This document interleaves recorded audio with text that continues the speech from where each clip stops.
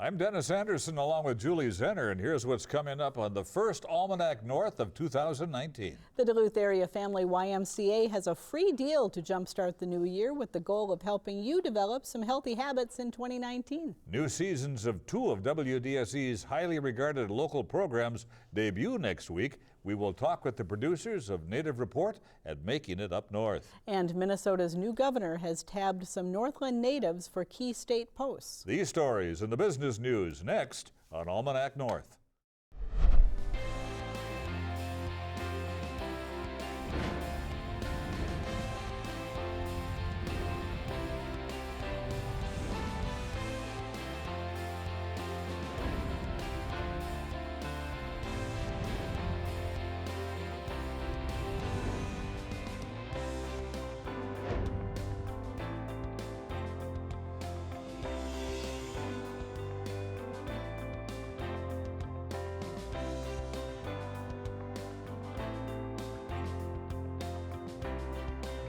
Hello and welcome again to Almanac North. Thank you very much for watching. Happy 2019 to you and to all of you out there.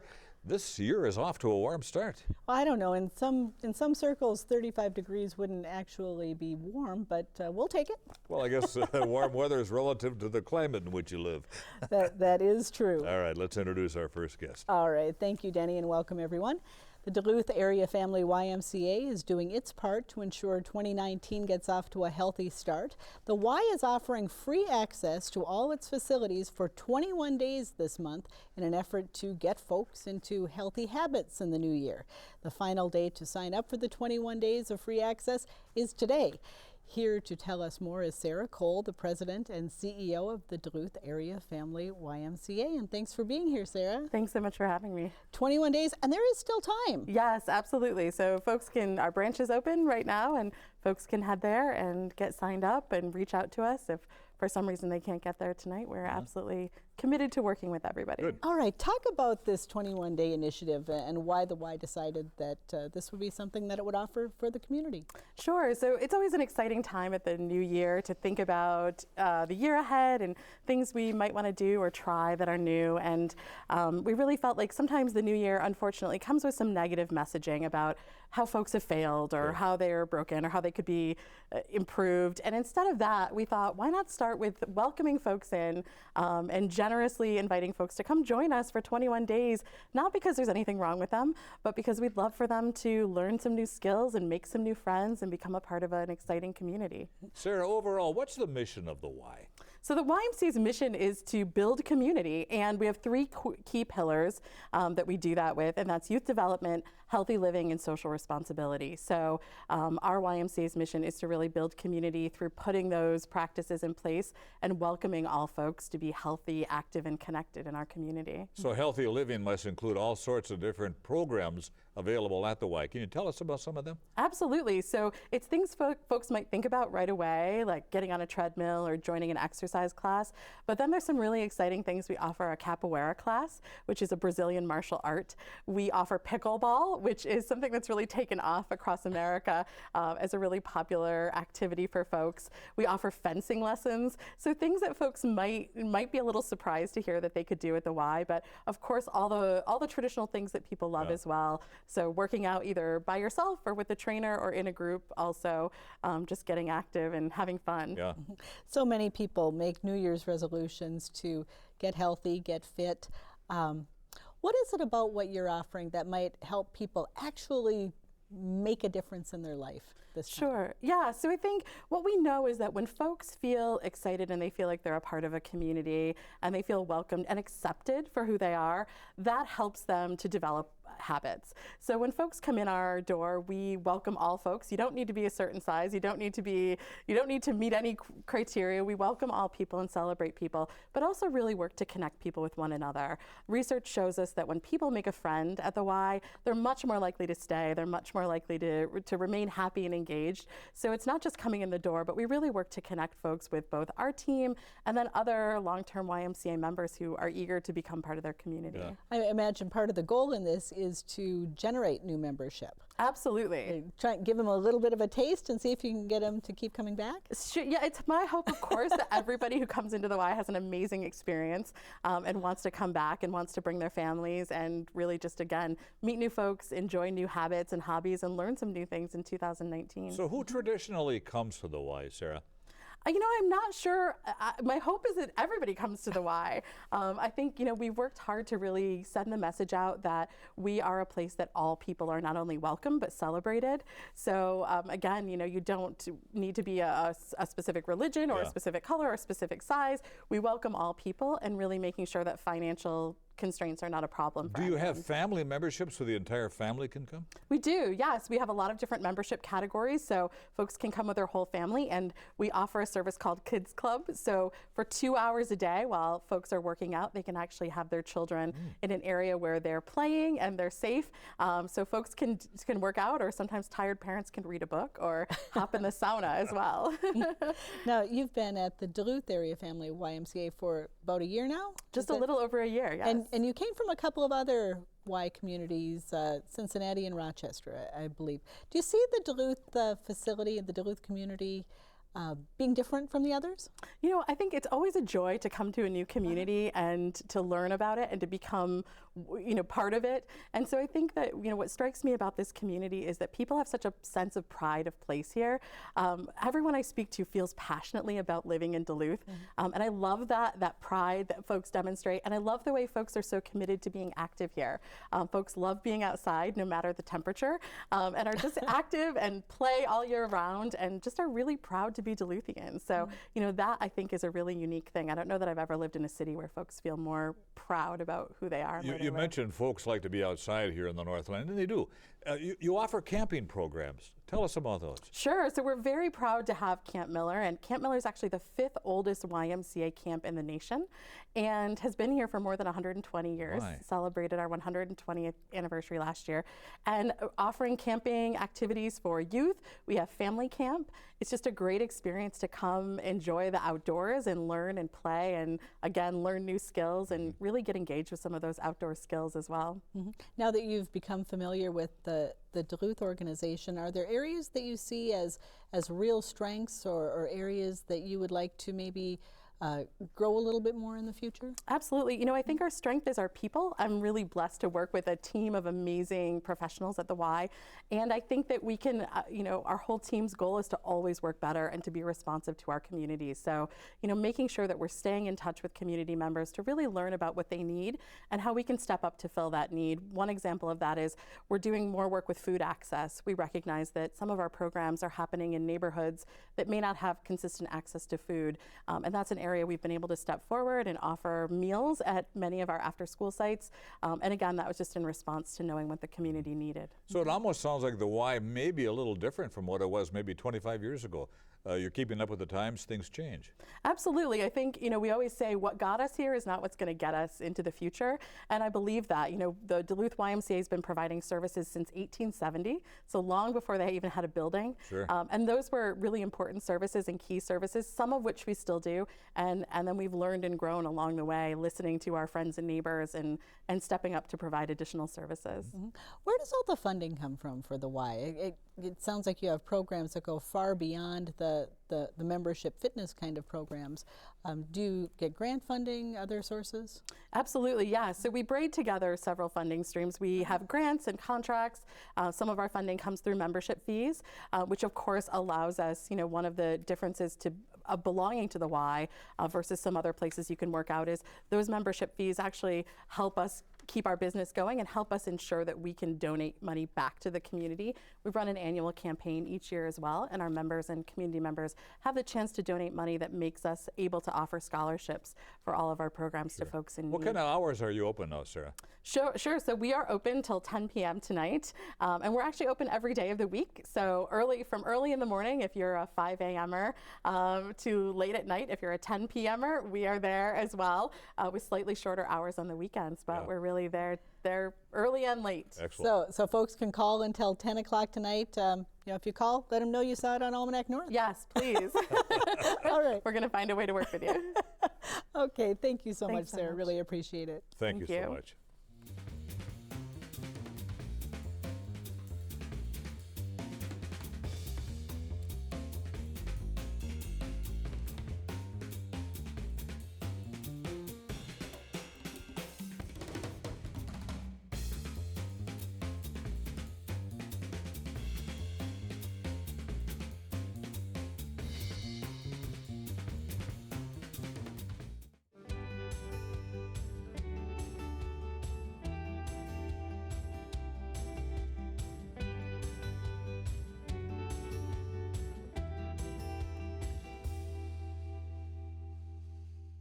So this particular recipe is going to take sugar, a little bit of lemon, and raspberries, and that's it. One day I was at the grocery store with my boyfriend, and we were through the ice cream section, and we were looking for a local ice cream, and we couldn't find one. And I was like, that's the product. Blend this down really quickly. I'm gonna, this will be loud, but just give it, doesn't take long. Actually, I've been making ice cream for 7 or 8 years now, and I've been selling it for 3, but in real small scale. So getting to this level for me was kind of the natural next step, or stop making ice cream. I'm self-financed, and so part of it was just as a startup, having some organizations, banks believe in you to fund you and take on some debt service along with my own investment. So that was a little bit of a challenge. Also just learning how to do something like a build out and putting together a building project. It's like an orchestra at some level. You've got all these different musicians that you're trying to collaborate to make something fly, and so far it's sounding pretty good. You want the mint chocolate chip?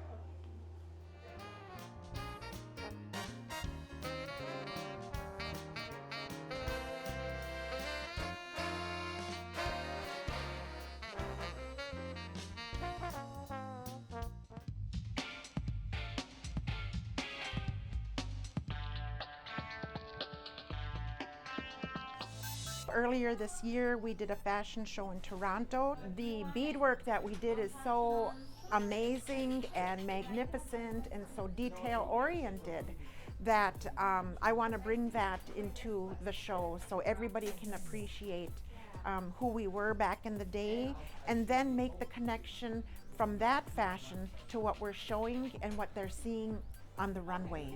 I'm always doing historical research. I love the historical photographs, the sepia tone. I'm in particularly always aware of the Great Lakes photographs, maybe because I'm always looking for my relatives who I could be related to, trying to connect my ancestors to who we are today. I also just like to look at the photographs of Indians or natives who really enjoy fashion and who did back in the day. Well, those last 2 video clips are just a taste of what's to come in the upcoming seasons of 2 popular WDSE programs. Native Report begins its 14th season next week and was recently honored with the Touchstone Award from the Duluth Superior Area Community Foundation. And Making It begins season 2 next Thursday. The series garnered an Emmy nomination for an episode of its opening season. So, joining us now is Karen Sunderman. Karen, of course, is producer of Making It Up North, and Mike LeGarde is the producer of Native Report. Good to see you both. Mike, we're going to get back to you. We're going to go back and forth here for a little bit, but we're going to spend a little time with Karen first. Let's spend a little time with you, okay? That's fine. Hang on, don't run away. You can interject at any point. There you go. Well, Karen, can you tell us a little bit about the premise of Making It Up North? This is a fairly new show. It's only been around for a year. In fact, on the 7th will be the launch party of our very first episode, the 7th of January. The idea is to celebrate creative entrepreneurship, those people who are following their passions and trying to figure out how to make a living in today's economy. And they are farmers and neighbors and really creative people who have figured out a way to make it. Mm-hmm. Are you ever surprised at some of the creative ways that people do find to carve out a living in our region? It's just there's such a variety, and I think that's the most impressive part. But the interesting thing is they have a common language. I mean, almost to a number, they say, okay, work hard, find people who support your dream, and make it happen. You know, if you want it to happen, you're going to have to work at it. Karen, where do you find these? Where do you find these people? Are they all over the Northland? Well, this economy, I think, really brought to life a lot of people who are saying, okay, I can't do a traditional job, or I don't see a place for me in the traditional industry. So these are folks who said, okay, I want to do something different with what I have. There's a gal named Abby Tofty who's in Grand Marais who said, as a young mom, I need a way to control my time, and she started the Big Lake Gallery just a year ago, actually just this summer. So people have figured out, okay, what's going to fit my lifestyle, what's going to fit my passion, and what fits my community. Give us some of the highlights that people can look forward to in this season. Well, I'm excited about the farm to table projects because I'm a farmer's kid at heart. So we have Nicole Wild, who you saw at Love Creamery working with Farm Lola, and Jason and Lucy and their raspberry patch, turning those raspberries into raspberry sorbet, and also Owl Forest Farm up in Iron, Minnesota, and the Northern Divide Eatery at the Virginia Golf Course. Sure. So that's just a little microcosm of people who are growing food here that we in turn can consume. But there's making it by hand, there's making it out of forest products. There's all kinds of interesting ways that people really have figured out a way to make it happen. I don't think you're ever going to run out of people. Let's switch over to Native Report. 14 years and a Touchstone Award. That is amazing. Talk a little bit about the program and what your goals are as you head Well, into you the know, season. the program's been around now for the past 13th season. We're in production now for the 14th, of course. And it really is an honor to put together because I get to meet so many people, so many subjects, you know, from elders to youth, from politicians to tribal leaders to people that maybe just doing regular things out in the community.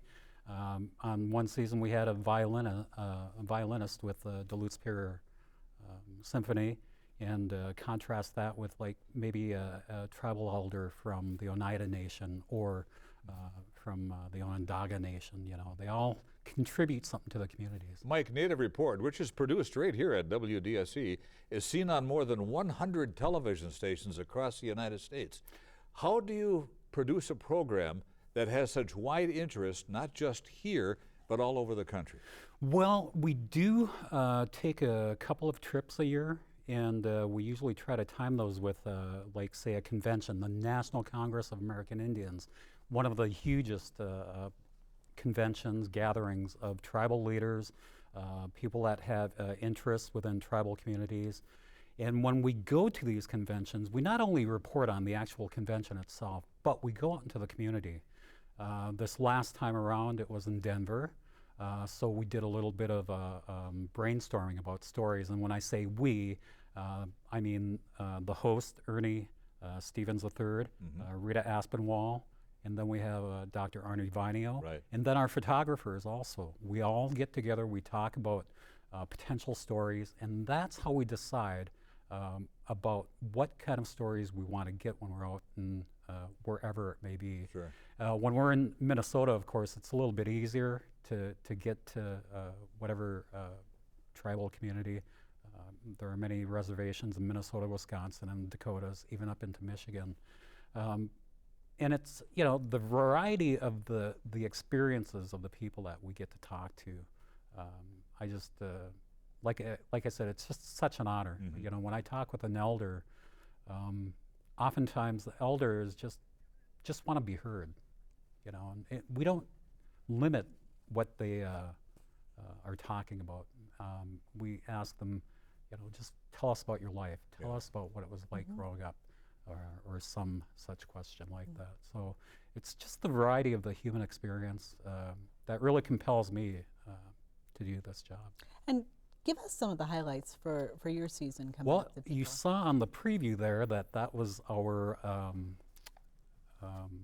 story on the Anishinaabe, I Am Anishinaabe fashion show.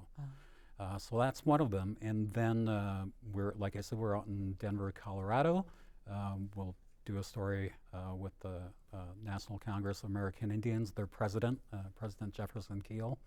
And then locally here, we have artist Carl Gaboy, who we followed through from beginning to end of a painting that is now hanging up in the lobby of the station here.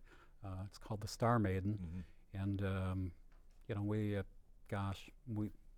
have Dr. Arnie Vinio giving the Health Matters section. And he is probably the most popular segment. I hear quite often that viewers enjoy the advice that he gives, and he's such a great person on camera to begin with. So Makes it easy. We only have about a minute left or so, but just talk about the value of the investment in local programming that we have here at the station, and with the great work that you folks are doing. Well, I think it reflects our community, and that's huge. What you do with Native Report is a beautiful gift, I think, to a lot of people, and that we get to do that with community support and be able to reflect what our community experience is very powerful. Okay, very good. With that, we have to run. Karen Sunderman, Mike LeGarde, thank you so very much. All the best in the upcoming season. Thank you. Thanks. Thank you.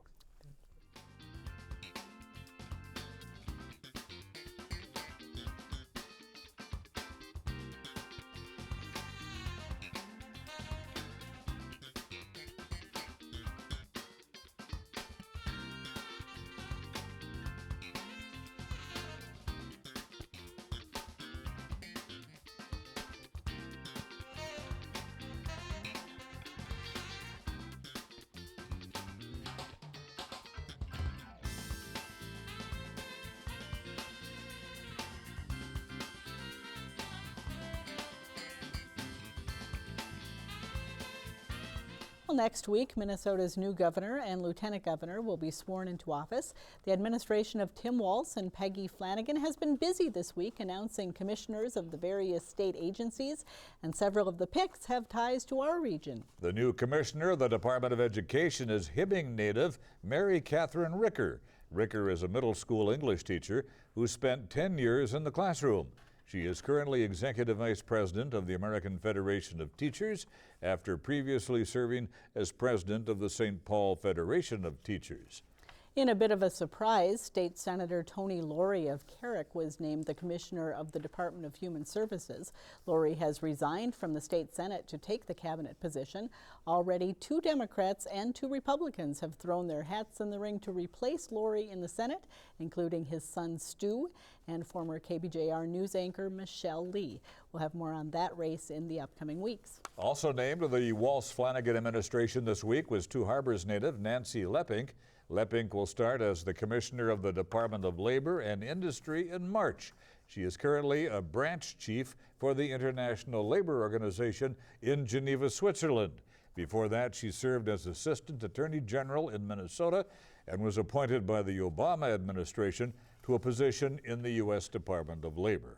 And rounding out the Northern Minnesota appointees, Mark Phillips has been retained as the Commissioner of the IRRB. Phillips is an Eveleth native who was originally appointed to the post by Governor Dayton. Previously, Phillips has served as Commissioner of the Department of Employment and Economic Development. Look for interviews with the Northland cabinet members of the Walz administration in upcoming editions of Almanac North. Well, now let's turn to the business news from our friends at Business North. Kraus Anderson has begun a renovation project at Ely Blumenson Community Hospital that includes remodeling the CAT scan room and support offices. The newly remodeled space will be home to a state-of-the-art Slice CAT scanner. Construction of the $319,000 project is expected to be completed in mid-February. Kraus Anderson completed a $6.5 million remodel of the hospital and nursing home in 2002 and a nearly $9 million renovation of the facility in 2009. ArcelorMittal USA is replacing Cleveland Cliffs as manager of the taconite plant in Hibbing. The announcement ends 4 months of speculation over management of the mine and pellet processing plant, which produces 8 million tons of taconite annually. Cleveland Cliffs said in mid-August it would no longer oversee the plant. ArcelorMittal holds a 62% stake of ownership at Hibtac. Cleveland Cliffs owns 23% and U.S. Steel has a 15% stake. Hibbing Taconite has an estimated 7 more years of ore in reserve before the plant will shut down. A look inside Tiger Manufacturing in Maple, Wisconsin reveals giant metal wall hangings, business signs, and pieces of wood and metal among the vertical mills, lathes, bandsaws, and welding equipment. But it's no ordinary company. It's run by students at Northwestern High School. Students learn valuable trade skills that put their talents to work for profit. Beyond manufacturing, the young participants learn design, marketing, and accounting. For more on these and other stories, visit businessnorth.com. Now, if you have a comment on our show, call now, dial 218-788-2849 to leave a message, or send us an email to almanacnorth@wdsc.org, and visit the WDSC website for the latest program updates, a look at our broadcast schedule, and the very latest news and events at the station. So, Julie, big question. Have you made any resolutions for the new year? Well, I think I'm going to talk less. Not on a program like this. Listen more. Oh. Maybe try to walk daily. How about you? I don't make resolutions. No resolution. I'll think of one between now and next week. All right, sounds good. All right. Well, for Julie and the crew at Almanac North, I'm Dennis Anderson. Have a great weekend. Good night, everybody, and be kind.